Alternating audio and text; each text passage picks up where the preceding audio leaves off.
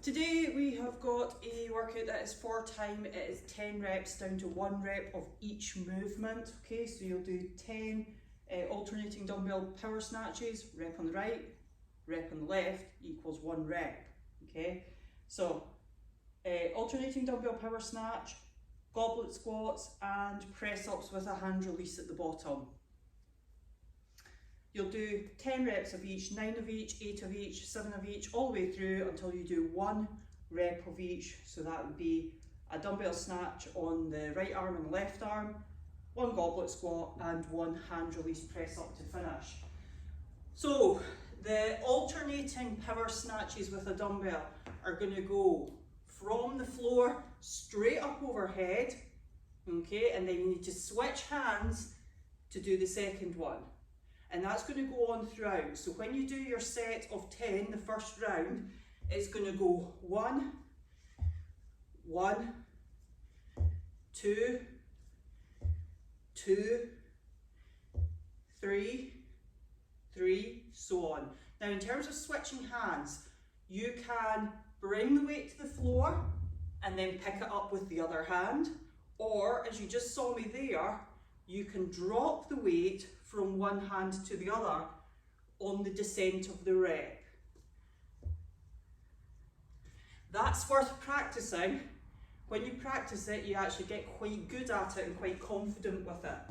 It's a wee bit different with a kettlebell.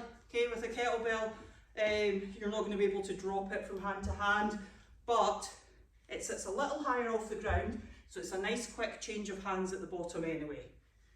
If you find the kettlebell is hitting on the back of your wrist and it's sore, okay, then when the weight goes overhead, make sure that you just drop slightly to catch it, okay, and that'll mute the blow as it hits the back of your wrist, okay, so as it comes up and over, little dip, just to soften the blow. For the goblet squats, you're just going to hold the weight against your chest, either a kettlebell or a dumbbell or any weight that you have. Hold it against your chest to do your squats, making sure that you're getting depth and full extension. For the press ups, if you can do them on your hands and your feet, then you crack on and try. Otherwise, you're going to scale them down to your knees.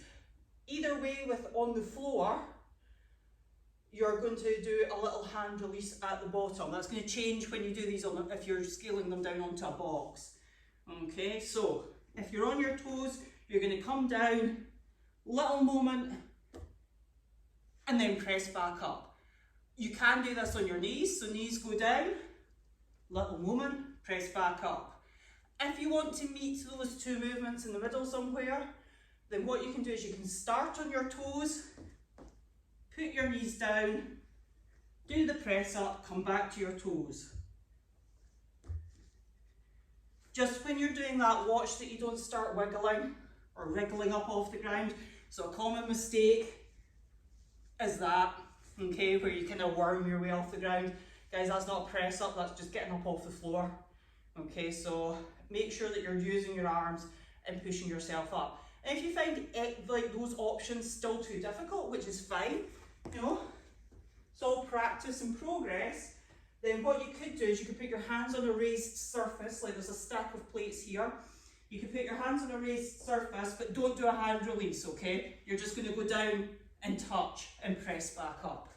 When you're doing your press ups, doesn't matter if it's on a raised surface or on the floor or on your knees or on your toes, elbows staying by your sides. So hands you start off, middle finger facing forwards, hands at shoulder width, and when you do your press up, your elbow is going to come in by your side.